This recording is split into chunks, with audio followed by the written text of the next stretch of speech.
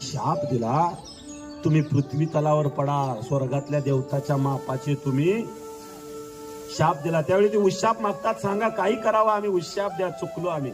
त्यावेळी वशिष्ठांनी सांगितलं मेन कोण आहे यातलं, तर लगेच बोट दाखवतात. दुसरं चुकीचं घडलं का बरोबर घडलं का, मी सगळ्यांनी मी, आम्ही काय याच्या मागे आणतो नुसतं. त्यांनी सांगितलं तुम्ही दोषी आहे, तुम्हाला लवकर मोक्ष मिळेल, पण ज्यानं ह्याच्या डोक्यात पिकलं ना त्याला मात्र लवकर मोक्ष मिळणार नाही.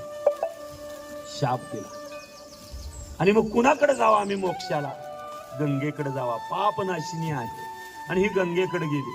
त्यावेळी गंगेने सांगितलं ठीक आहे, मला बी शाप मिळालाय, माझा पदर पडला आणि नको ते डोळ्यानं पाप केलं, आता मी चालले पृथ्वीवर, तुम्हालाही पृथ्वीवर जायचं, तिथं मी तुम्हाला पापातनं मुक्त करेन. आणि ठरलं.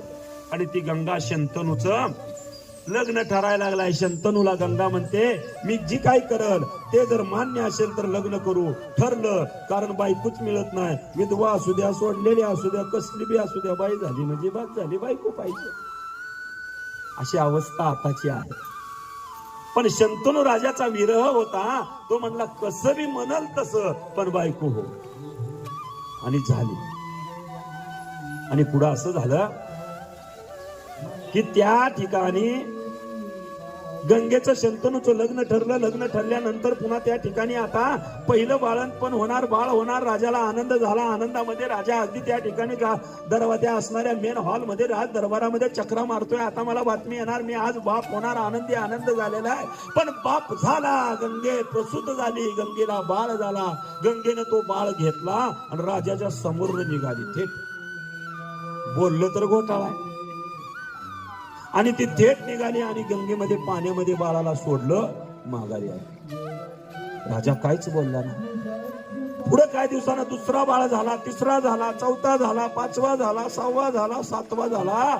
7 बाळ गंगेनं पाण्यामध्ये सोडून दिली. धर्मराजाला मार्कंडेय म्हणतात ही बाल हत्या बी आहे. आणि पुढं असं झालं, 8वं जन्माला आलं. त्यावेळी शंतनू राजा म्हणतो काही उद्या सोडून गेली तर गेली, दुसरी पण आता बास, किती पाप डोळ्यानं बघायचं. 8वं जन्माला आलं त्यावेळी ती निघाली. त्यावेळी पुढं असं झालं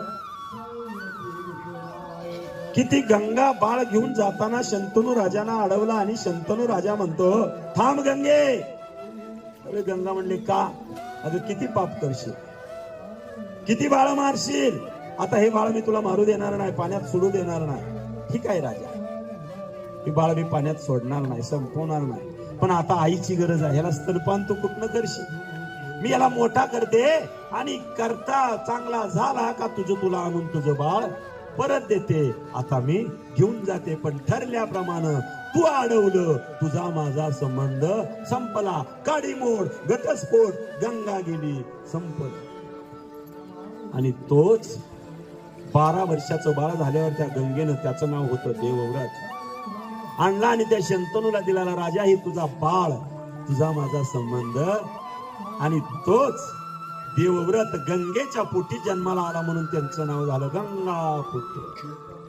आणि आपल्या बापासाठी भीष्मासारखी कडक प्रतिज्ञा करून आपलं आयुष्य बापाला दिलं, बापाचं लग्न स्वतः लावून दिलं, बापाचं समाधान आपलं आयुष्य संपवून आपल्या आयुष्यात काही सुख न बघता बापासाठी नवरी बघितली, सगळा संसार बापाचा केला.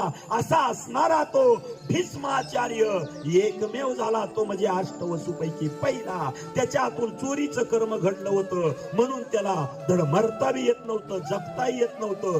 पापानं पाप समोर महाभारताचं घडत होतं, पण त्या एका चोरीच्या कर्मामुळं त्या भीष्माचार्याला ते पाप बघावं लागलं. आणि शेवटी कृष्णाला सांगितलं, कृष्णा तू समोर असेल तरच माझं जीवन सुखमय होईल, अन्यथा नाही. आणि म्हणून उत्तरायणामध्ये कुरुक्षेत्राच्या ठिकाणी कृष्णाला समोर ठेवून त्या भीष्माचार्यानं प्राण सोडला.